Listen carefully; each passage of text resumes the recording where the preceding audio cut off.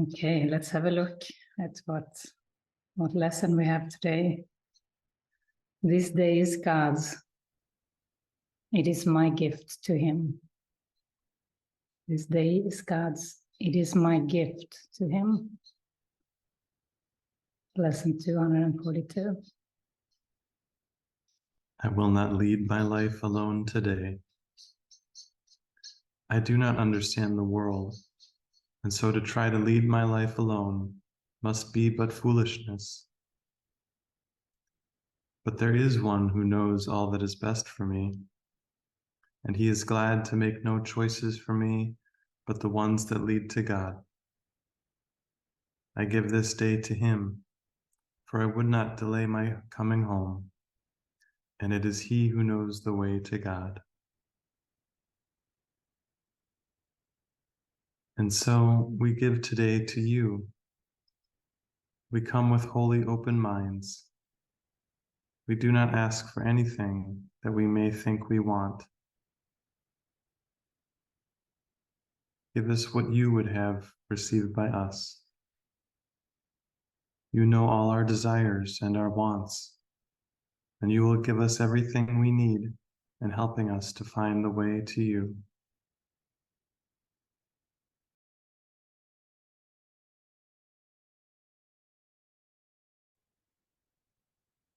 Yeah, again, we have this very loving support.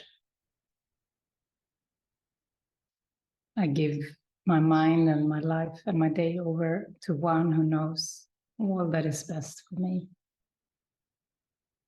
He's glad to make no choices from me but the ones that lead to God.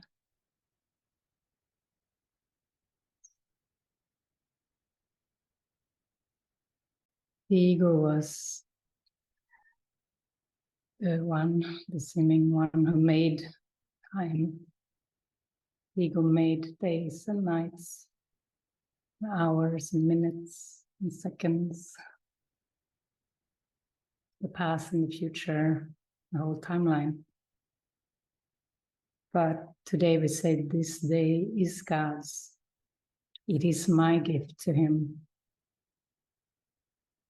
This is what we can say with pretty much everything, or with everything, period.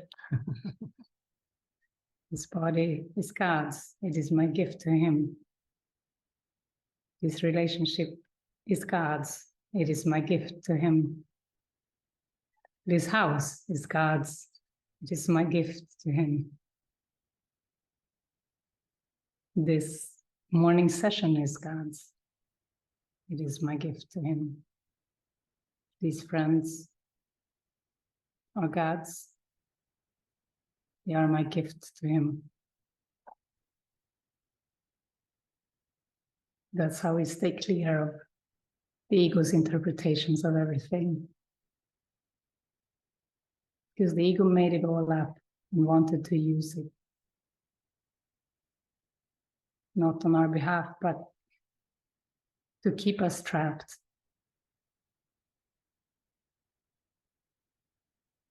Like a hostage.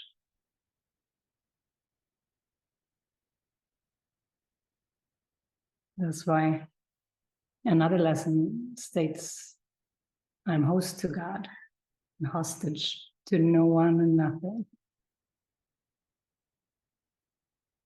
Hostage to nothing. I'm not slave of anything. I'm not at the mercy of anything in the world.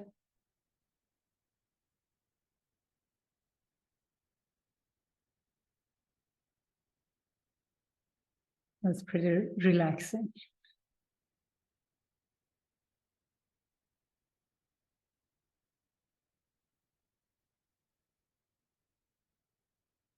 And that's why we can just go where we are led to go and follow our heart, no matter where it takes us.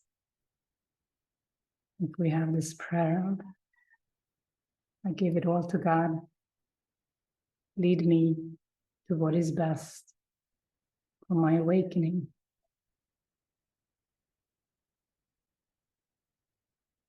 For my healing.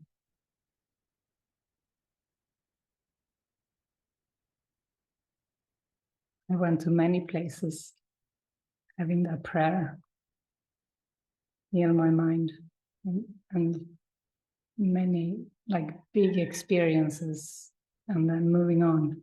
Like, it kept happening for me because I had to follow this inner feeling.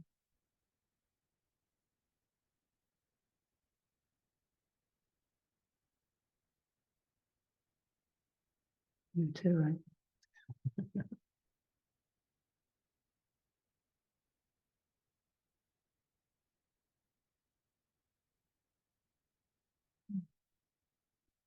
Well, does anyone have anything you'd like to share this morning? Rasha? Morning. Good morning. Good morning. I just woke up with this big realization because the last week I've been feeling very, very anxious with all the changes potentially coming. And today I just woke up and I just had that thought that I'm still trying to make a decision about illusions. I'm choosing one form over another. And I'm doing it on my own. I'm just like, what the fuck are you doing? This is not what. Yeah, anyway, it was just, and suddenly when I had that realization that I'm still trying to do it on my own and it's still choosing between illusions, suddenly I just felt so much relaxation and so much peace. It was a huge shift today. You know, it took me this 2 weeks of panic and running in circles and trying to decide and not knowing. And suddenly it just came. Look, nothing can come because you are still trying to decide on your own. So you cannot hear the guidance because you are trying to make decisions in your mind. So, yeah. And then it was so good to know that I can just come here and be with you. Yeah. And it was interesting, Basha, because yesterday you really were in our prayer because the Holy Spirit kept showing us these cars called Dasha. There's a brand of car called Dasha. We saw it everywhere yesterday. Yeah, I've seen those cars before, but it was so. Yesterday it was to remind us of you and to be with you in our mind. Oh, Probably had given you a call. And I was listening to your interview from, I don't know where it showed up on my YouTube. When you were telling, Jenny, you were telling your story, and I haven't heard your story before in so much detail. I was just like, oh my gosh, that's just incredible, you know, what happened. And I want to share another thing, because I'm now preparing to go to I'm letting go of a lot of stuff. This is what I'm guided to do. That's the only thing that I feel peaceful about, letting go of stuff. And I'm going, as you know, I'm going to Poland before I come to Malaga. And I was going just to go to sort out the flat and, you know, be with my grandma, be with my auntie. My sister wasn't supposed to be there. And there is a seeming conflict between not my sister but my brother-in-law. So they were supposed to be going away on 31st, and you know that was the plan. Yesterday my sister called. She broke her spine. She fractured her spine. She has to be in this corset and she has to be flat, so she's not going anywhere. And straight away when she told me, I just had this very huge message that this is for healing, this is happening for healing, you know, and I cannot be anywhere else. I have to be with them in the house. So this will be interesting. And the spirit said, don't question. Straight away there was a bit of an anxiety about it, but straight away the spirit said, don't question it, just go and trust. This is for healing as well. So it's just incredible. It just feels like I cannot plan anything. This is just perfectly orchestrated, you know. And even though my ego is just completely in pieces and panicked, it just feels like, no, just trust. Just take the one step that is given you.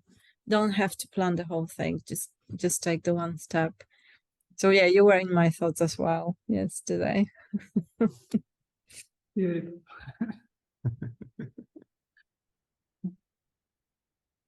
Yeah. I love it. I love how it, you know, when it comes clear, you've had this time of trying to figure it out and it feels confusing. And then suddenly, no, I don't have to decide anything. Just, yeah. Just maybe, yeah, if there is one thing, like you said, to sort your things, let go of things. Okay, I'm going to do that. I'm going to do the one thing I'm guided to do. The Spirit wants to support our journey and show us the one thing we're guided to do.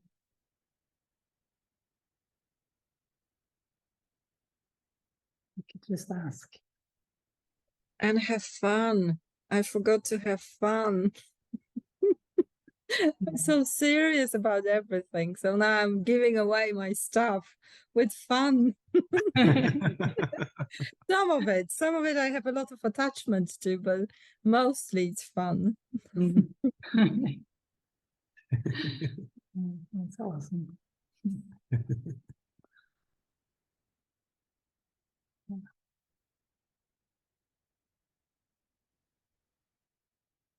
Beautiful. Happy clearing. Feels really good. Yeah. Yeah.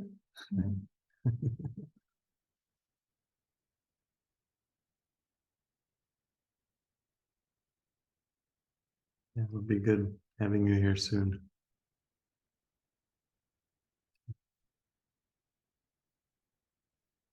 Other shares here this morning. Elena, and I have a canine friend here. I thought I saw something furry there. Hi. I do like Morning. Morning. Looking after my dogs and my sister's dog over the night. Yeah. Sweet. Oh, it's very grateful to you for that. Oh, happy kisses. Yeah. So, and I'm quite worried about her because she had 4 hours cutting braids, spent the whole evening yesterday to cut them out. And, you know, her eyes are running. It does on dogs. And she had a lot of fur in. I cut it all off now. And it dried in layers and gooey. And I couldn't see her eyes because they were overgrown with fur. And she didn't see. I noticed some of her claws has been forgotten to be cut. So they are going like this. And I've seen this since she got the dog. That she's not really taking care of her. And I don't know what to do because it makes me sad. Like, you know, to see her like that. Yeah, I just don't want really to leave her with her because it doesn't feel good. I don't know what to do, basically. Yeah, yeah. I mean, you're in a deep process, Lena, of looking at the belief in mistreatment. You're in this deep process of allowing this pain of the belief in mistreatment and abuse, and you will heal by transcending the feelings that you're going through, by facing them. And you will keep seeing things outside in the world until this is healed. This is a belief in pain. This is, we can't fix the world. Try not to change the world. Try rather to change your mind about the world. It's Jesus' direction. Because there is a deep pain in the mind that is based in the belief in separation from God. And it gets projected onto countless of forms. Mistreatment, abuse, violence, all kinds of painful scenarios, nightmarish experiences.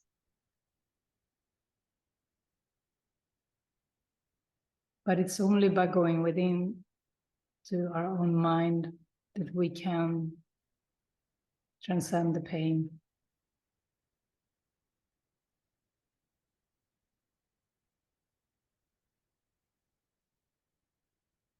And often we project our own belief to, dog may not be aware that the fur was gooey, or that her claws were long, or any of the things you described. It's actually your pain projected, and there's nothing wrong with doing what you feel with the dog, while you process, but there's really no problem in the dog, in the world.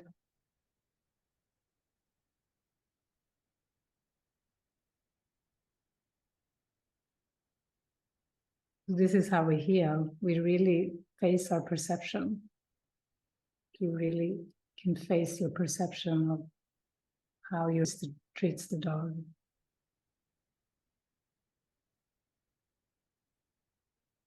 And ask the Holy Spirit how to look on this with love. Or ask the Holy Spirit, how shall I relate? How do you see this, Holy Spirit?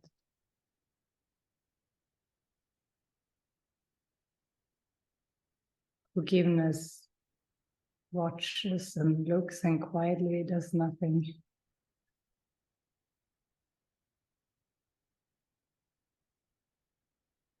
And to ask what would love do, and love heals, and I feel how loving you are towards the dog. And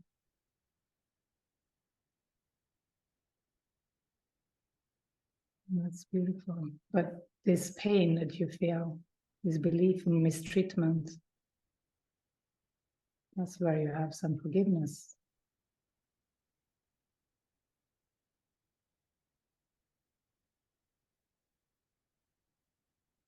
I saw a rat once that was dying, and the rat looked really bad. The fur was bloody, it was very, very skinny, it was breathing very, like, as if it was dying. It was laying on the side of the sidewalk up to the peace house, and was laying there for a while, and I looked at it, and my first impression was, oh, I don't want to look at this. This looks bad. This looks like suffering. And then I went in and meditated and released the pain that was triggered in me. And when I walked out next time, I saw a whole different picture. I saw this rat in peace. She like literally was dying peacefully as I looked at her. She was like breathing calmly and stopped breathing. And it felt beautiful. It felt like, it just felt like being with God.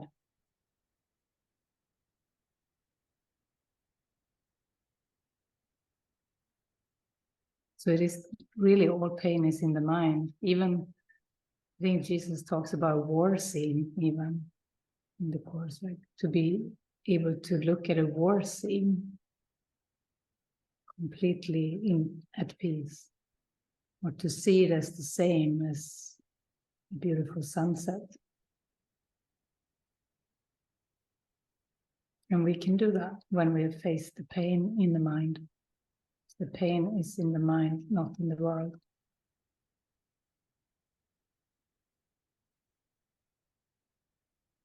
The world does offer many opportunities for us.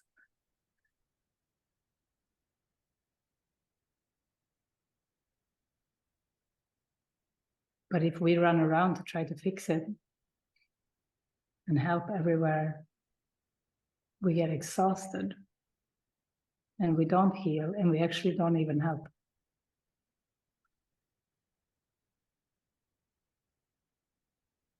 Many people hide behind a helper self-concept, and they're very busy and often very tired.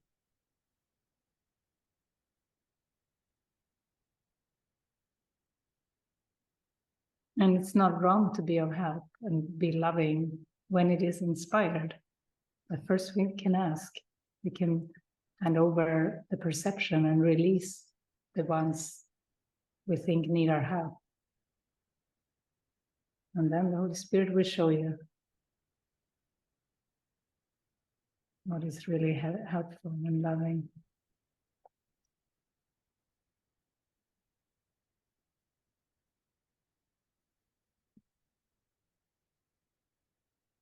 Because we don't even know what love is. We often hide behind what we think is love, but it's fear. It's fear-based. That's why we need to look at our own fear first, to know how to love, to know love, period.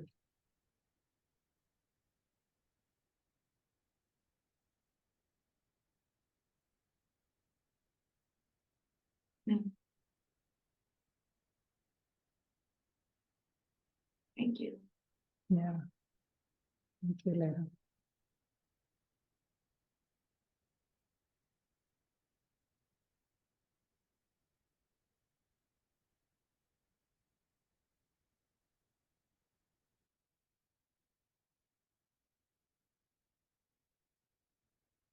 Yes, we just are here together.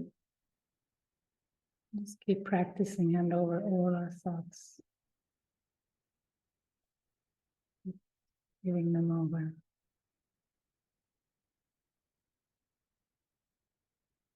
The deceived mind likes to judge and conclude. It finds safety in concluding and getting things in its order. What does things mean? And what is happening and what is not happening? The deceived mind wants to feel safe by judging. But it's never right.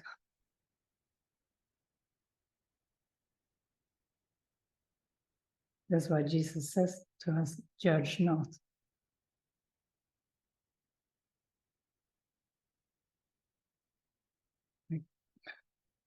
If you don't like to read Course or the Bible, they are thick books.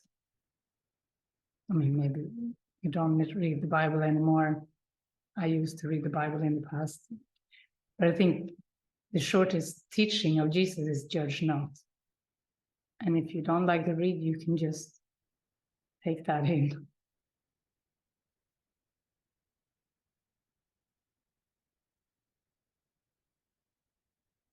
That can be a full-time practice. Because judging is actually thinking we know anything.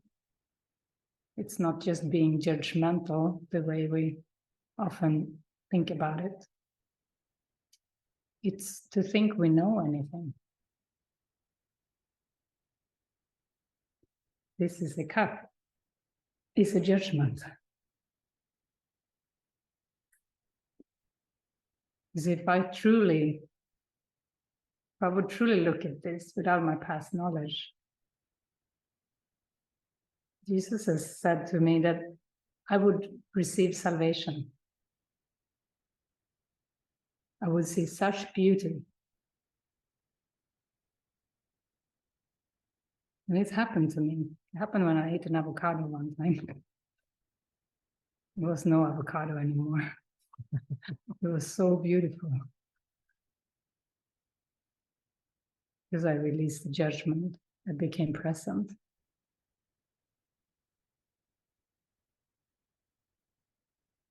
So if we think this is a cup, then we are a little too busy in our minds.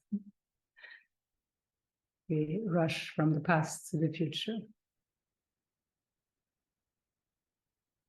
But that's okay. There is, if we use time and willingness for healing,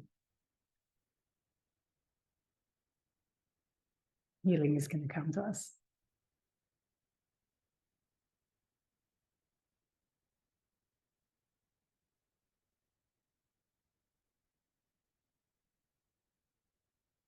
And literally right now, our gardener is coming. His name is Placido. Calmness, peacefulness. Peacefulness is coming. Like right down the driveway. It's beautiful. I didn't even know that. A nice name. He is very calm. Very happy. And he's coming with, I think, with nourishment for the soil. He's going to bring manure. Yeah. Well, we have some things going on here today, so there's no more sharing. I think we'll have to meet in here.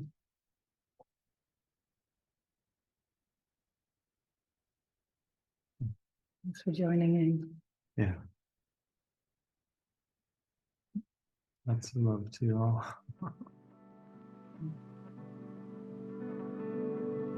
Have a great day.